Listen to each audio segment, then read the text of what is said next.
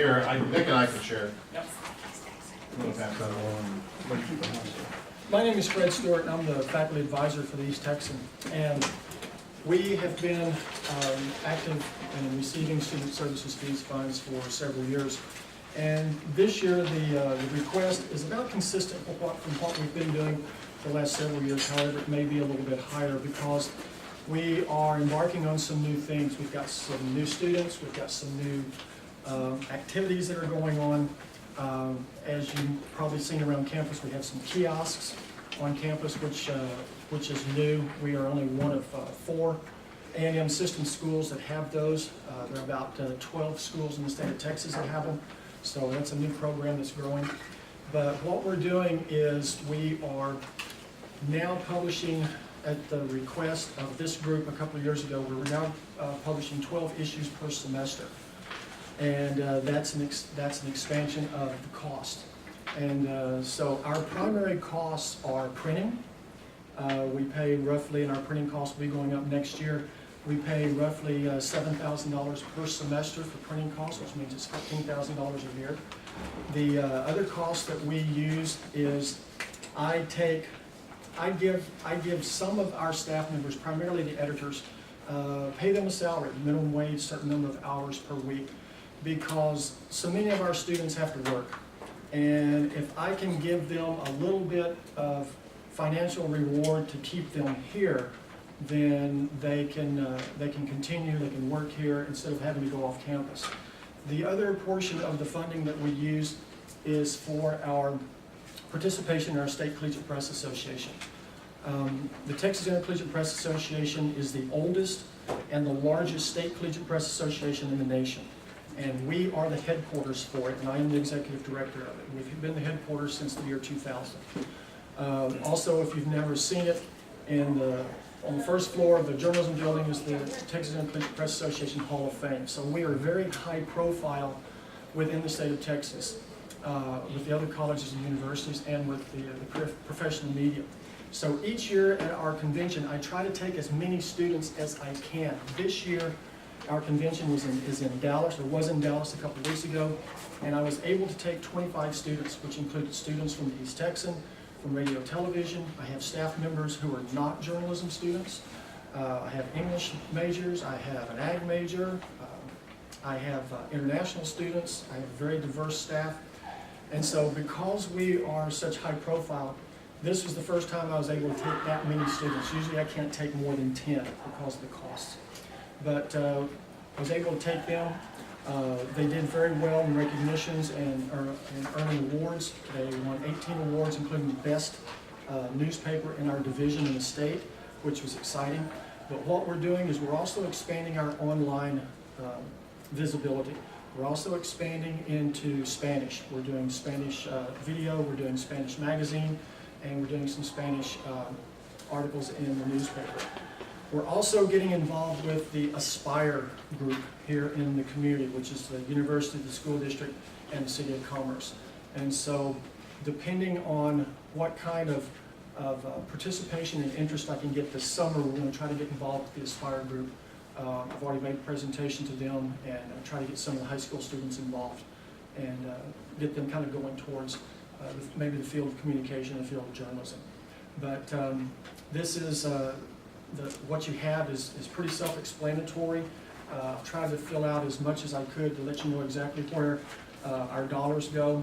And as I said, the request is pretty consistent with what we've been doing over the past several years.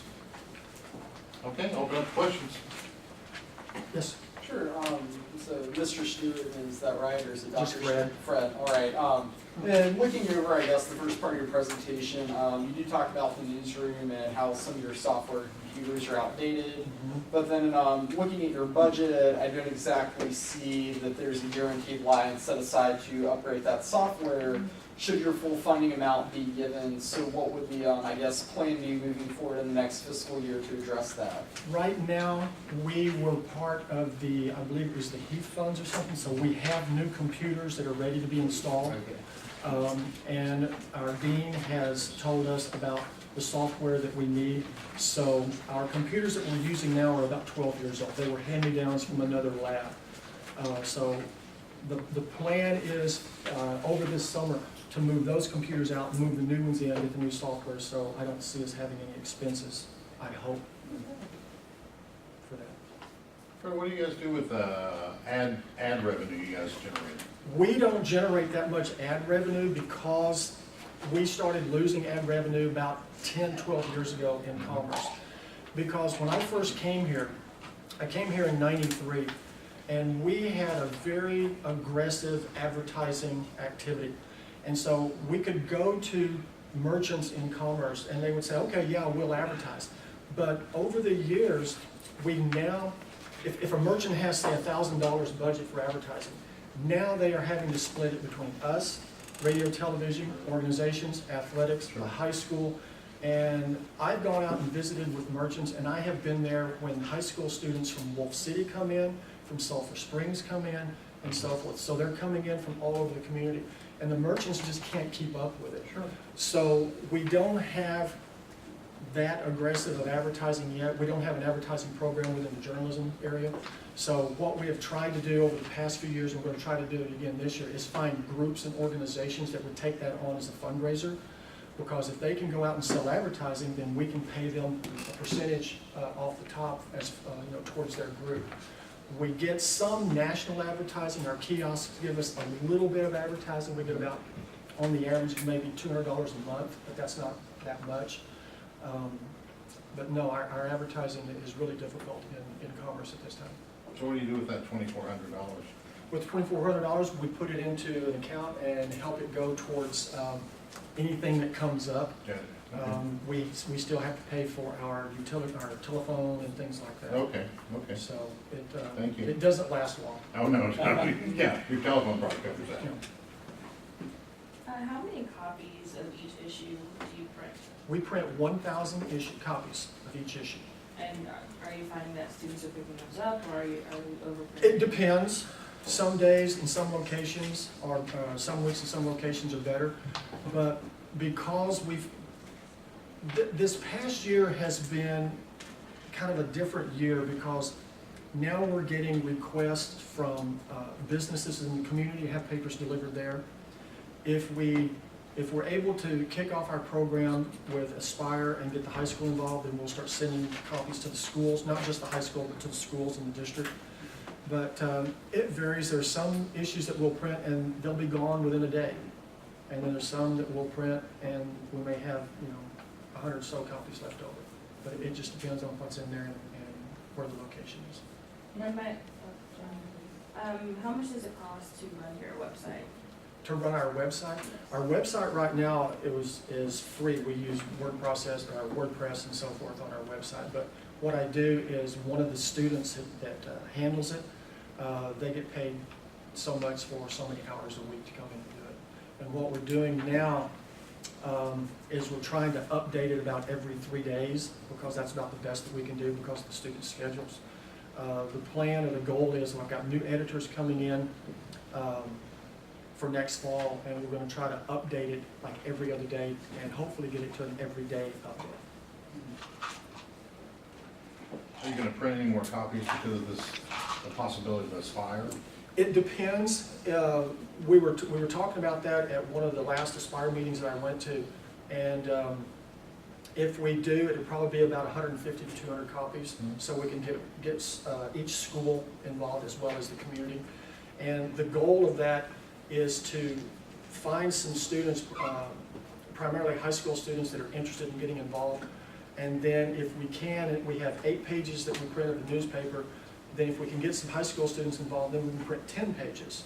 And those two pages in the middle, we would make that a commerce school type of publication. Sure. So then they could take the paper out to their schools and they could have a pull out up there.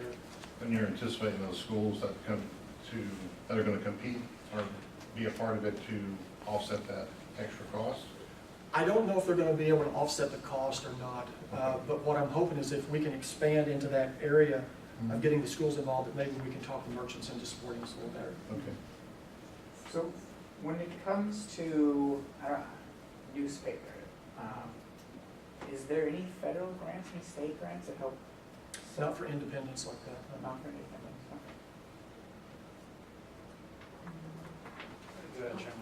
do you have any like graphs or charts that show maybe on average how many newspapers are printed a month and how many of those aren't actually used or are used throughout the campus? That are picked up. Yeah. We've just named a couple of new circulation people, and they're starting to do that. But what we do with all of the extras that are left over throughout the course of the semester, we give them to the art department. They use them for projects down there. Because we don't really have a recycling newspaper operation in Congress, so the art department has said that they'll take it. So How many student workers do y'all employ with East Texan? It varies. I have 8 editors, have 2 people who do distribution, and then try to have maybe 4 or 5 who are just reporters. And these individuals will usually get maybe 3 hours a week. Okay. The editors, because it's their responsibility, they are totally in charge of making sure the paper's out and so forth. I'll give them probably 10 to 12 hours a week. Now, that's the hours that they are paid for. They will work 15 to 20 to 30. Sometimes they're up there till midnight, 1 to 2 a.m. So is it just the editors who are being paid, or? No, I have some reporters, just some general students that are getting paid They're also paid. for participating, but not all of them, because I also use the reporting classes. Sure, So- 2 questions. To clarify, the East Texan is not connected with 88.9 No. KDK? Okay. No. How does the East Texan help students who are involved get a job that may be in that field? Because I mean, They're in the newspaper field? yes, so I know one. The students who get involved with East Texan are interested in going into newspapers, magazines, public relations. I have broadcast students that come in and get involved because now, in today's world, we have what's called across platforms, and you can look at want ads for television stations, and you don't see very often reporters. You see what's called a multimedia journalist. And so that means that what we're doing is we're training our students. We publish the East Texan in print, we publish it online, we do an online magazine, we're doing video, and we're doing audio on the East Texan online.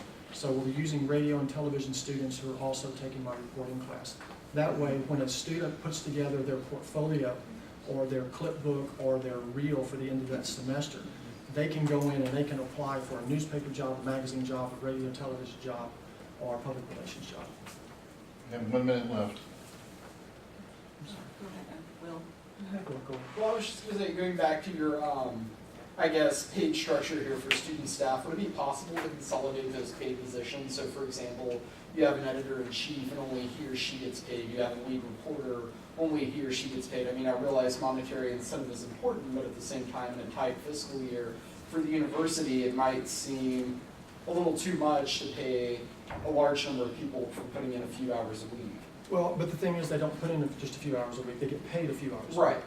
But when you have, the primary individuals to get paid are the editors. They get paid first because they are the ones who have to make the assignments, get the copy, do all the proofing, prepare the pages, make sure it's to the printer, and so forth. So they have a lot of responsibilities. Also, because of the way student press nowadays is set up, our student press is, the editors are responsible for content. And so therefore, if one editor, if an editor doesn't show up for whatever, an editor has to pick that up. So that means that that one editor may be up there till 2, 3 o'clock in the morning. I have come in, I get to school about 6 o'clock every morning, and I have come in before and found our editor, Travis Hairgrove, sitting there working on pages because someone didn't show up. And so in order to be sure that those things get out, that it's focused, that it's their responsibility, we do give them some incentive. If anyone is not paid, it's the reporters. But I try to get a couple of senior reporters or a couple of reporters that I think have a future to move up, to give them a little incentive, and it's exciting for them. Okay, time. Okay. Thank you very much. Thank you.